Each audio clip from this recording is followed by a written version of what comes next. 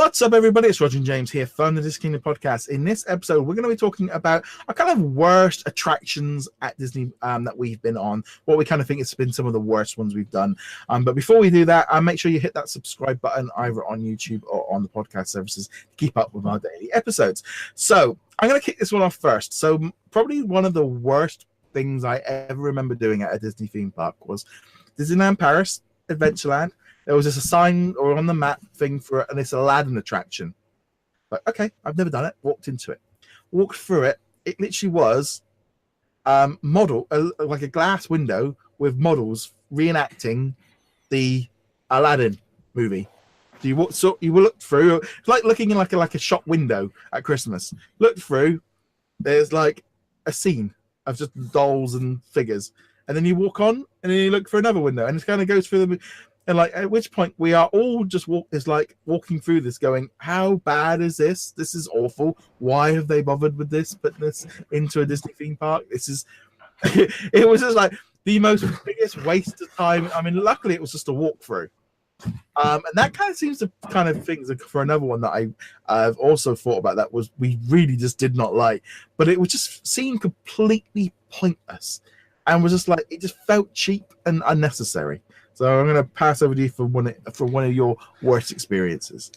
So first, this isn't actually the worst experience that I'm thinking about, but you're talking about the Aladdin thing reminds me of, I think it was Epcot, and they had an exhibit that was just like modeled chocolate or something like that. It was professional chocolatiers or whatever the appropriate term is that had made these chocolate sculptures out of famous Disney sequences, Beauty and the Beast, working in the mines in Snow White and Seven Dwarfs. And like, that was actually kind of cool. So I'm not saying this is like a bad thing, but it was also a temporary exhibit. It was only meant to be there for part of the time. And that's kind of what I'm thinking. Like, okay, but you want it to be a permanent exhibit of just models, even if they're chocolate or something weird. It's like, that's not really what you go to Disney for. It's kind of cool if it's temporary, or it's like that preview area in Hollywood Studios where they have a video showcasing one of the upcoming Disney movies, and when you're waiting for the video, you know, they've got the model of Epcot as it was originally envisioned and all that, and that's kind of cool. But yeah, what you're talking about, I'm like, whatever. So my actual answer, the worst ride that I've been on at a Disney park, and I'm probably going to annoy people with this, is Roger Rabbit. Now, I have nothing against Roger Rabbit. I thought the cartoon freaked me out as a kid. That was a very scary movie when I was a kid. I kind of grown up and appreciated it a bit more for what it is.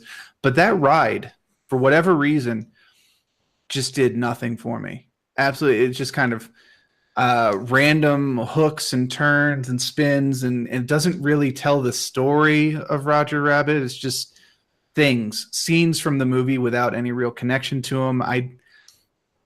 I got off the ride and I was just like, no, I think I'm good. I don't think I ever need to ride this again. I went over and rode the Rescue Rangers roller coaster like 3 times after that, but you know, it's like, being a kid called Roger growing up in the 80s, Roger Rabbit was kind of cool because it was like, hey, a kind of actual character with my name that actually is fun. So I think when I remember doing that ride, it was always that kind of thing. It was cool because it was one of those things of being someone that come from when I went to Disneyland the first time I did it, that was a unique attraction, and anything unique when you get to different Disney park always kind of goes up a level.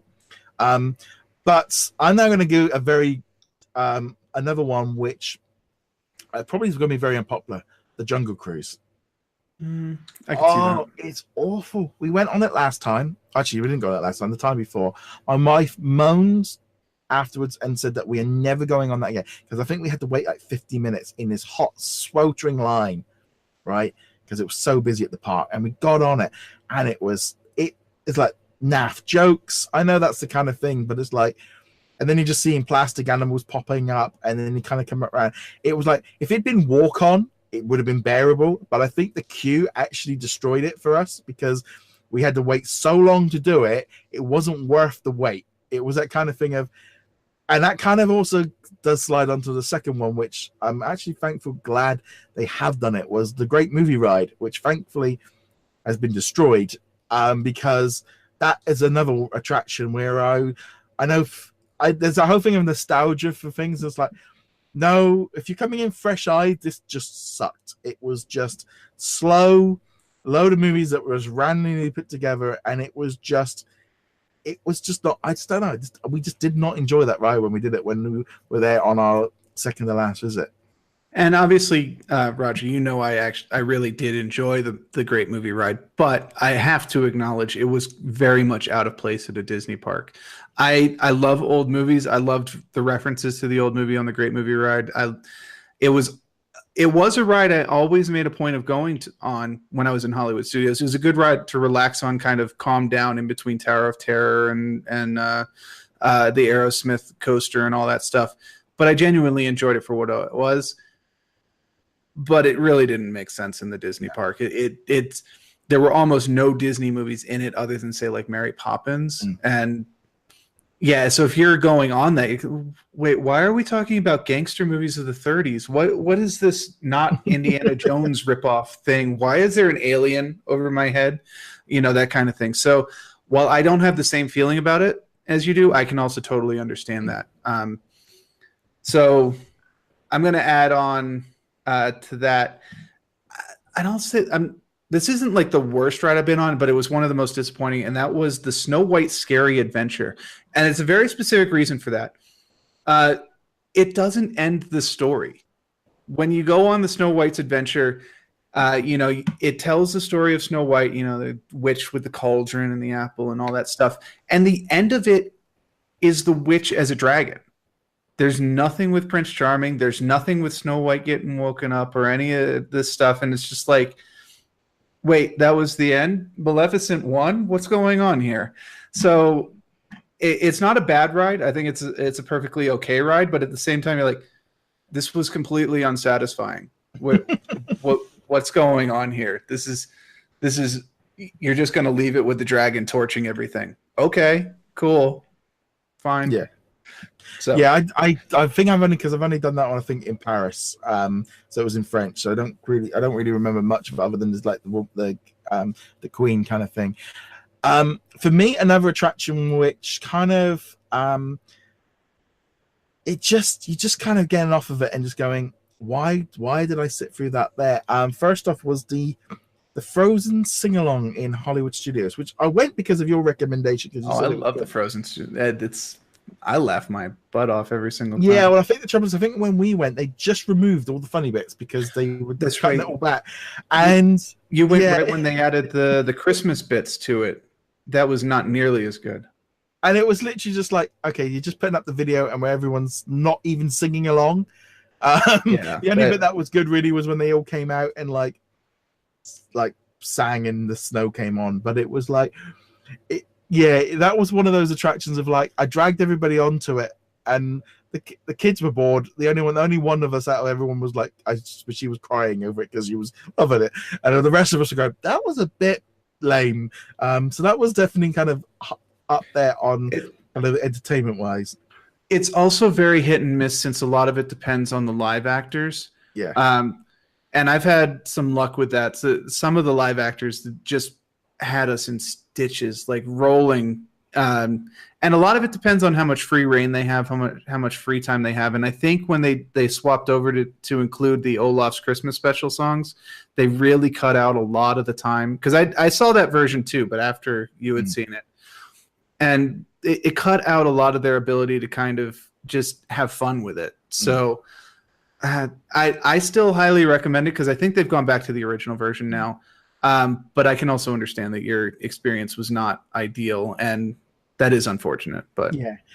It's just the kind of thing sometimes of just like replaying scenes and stuff that just didn't seem to work. But there's that kind of thing, it's that thing I think as well, like with like Disney rides, there are certain attractions that you look at like as someone, if you've been there before and the nostalgia and maybe the history, and you look at something like Country Bear Jamboree, right? I love it, right? Because it's daft, it's bonkers, makes no sense at all. But I can see how you take someone on there that randomly, it's like, what is this thing? It doesn't make any sense. But as an adult, I can enjoy it on a different level than as a kid.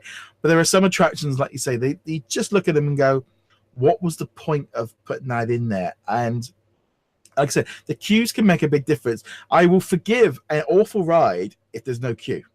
Oh yeah, sure. There's always that kind of thing. I know everyone rags on the Figment ride, right? I don't have that with it. It's funny. It's never a line. I've never waited. Walked straight on. I know when I took we went on it last time. The adults were a bit like, that was really daft. The kids loved it. When it farts at them and stuff, they loved it. And it's that kind of thing of, yeah, the original one was better. But it's walk on and it changes it all. But if you had to wait 50 minutes for it, you'd be like, what, no way in hell. And I think that is definitely the big key thing with anything really for me is the queue versus the outgo. An average or mediocre ride will improve in my mind if it was walk on.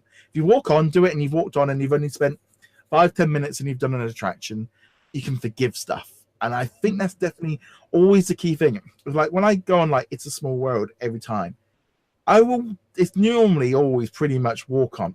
But middle of the day, and it's got an hour wait, woo, no, it's a joke ride. I do it as a joke. It's awful because I love it, and it's a standard thing that you have to do. But is that kind of thing of as much as I always have to do it, I wouldn't wait an hour for it. It has to be, you go at the end of the day when all the kids are left.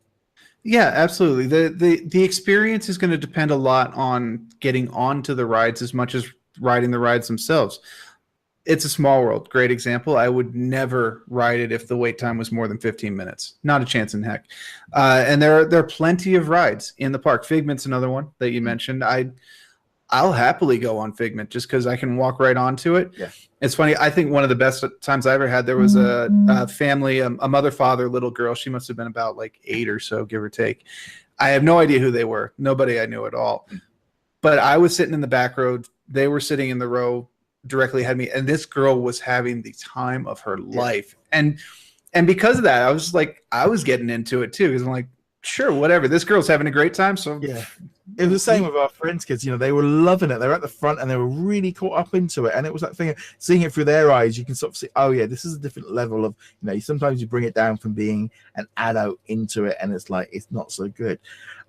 It's always that kind of thing, that difficult thing of shows and stuff, of certain things of like, I've done it once, I wouldn't go and do it again. Things like Belle's Enchanted Tales. Fun to see once for me. I wouldn't go back and see it again. I wouldn't waste time on it. But for your first time and you got kids, it can be very cool. And I think that's always the kind of the key thing really is time versus what you're expecting. It's when you've had to wait a long time for an average or below, it can make it worse. And that's probably what happened with us with Jungle Cruise. If we just walked on Jungle Cruise, probably would have been all right. But an hour wait just made it awful, and it was a bad waiting experience. And I think that's key. Sometimes there are just some awful rides, and luckily most of them are being removed. But it's like Pandora over at Animal Kingdom. Yeah, waiting 2 hours plus for Flights of Passage. We loved it. We thought it was one of the best rides we've ever done. But I could see how people could be, that ride might not work it, depending on what, that kind of thing. And alternatively, the other Pandora ride, the River of whatever, I forget the name of it, but the other one, which is basically the Frozen ride from Epcot, if I had to wait more than 20 minutes for that, or if I hadn't had a fast pass for it, I would have been furious at that, because it would just feel like, that was it? Yeah. What you wanted? I was waiting an hour and a half for that. I would have been, but with a fast pass, sure, whatever, I'll ride it. Or we did it. I mean, it was quite cool because we came out of Pandora and we'd done the 2 hour wait on a high, had a fast pass, jumped straight on that one, got out, went and had the weird food, left, and it's like, okay, in 2 hours we did both rides and we ate, so it was all right. But yeah, it can completely, when I see like 4 hour waits for a meet and greet, I won't wait 5 minutes for a meet and greet. It's just my personal preference of I won't do it. They are great fun, and they are lots of fun to go and do, and we but it's all down to that kind of thing of sometimes they are just not even worth the wait for things. So I'm going to end my list here with one that I don't even care how long the wait is, 5 minutes, 10 minutes. I'm not going to go on it, even though I've never seen it that low before, is the Matterhorn. This is the one over at Disneyland. It's, I think, either one of the original rides or very, very close to being one of the original rides. That ride is one of the only rides at any of the Disney parks where I am legitimately like, I will not go on this. It is so rattly and bumpy and it just throws you all over the place. It is not a fun ride at all to be on. And I don't get how it's like a freaking hour-long wait minimum. There could be 5 people in the park and it will have an hour wait. And I don't care. Even if it was walk-on, I won't do the Matterhorn. I've done it a couple of times. I can say I've done it. Unless someone comes up to me and says they've refurbished the entire ride, it is a smooth experience now. I'm just like, no, I'm not going on the Matterhorn. Yeah, no, I must admit, when I did go last few times, I always went on. I think because there's always that thing for me, you go to a different park, I always like to do their exclusive rides. And so the Matterhorn always kind of comes up as that one that you do there because, you know, you can do certain rides all over the place. So this kind of does kind of slide into it. But we'd love to know, what are your worst attractions or rides at Disney theme park? We'd love to know your thoughts in the comments below, or you can get in touch with us on social medias. Go check us out over at DisKingdom.com. Keep up with our all our daily Disney news. And James, where can they find you? Find me heroiclegacy.com. And on that note, guys, thank you very much for joining us. We'll be back soon. Later.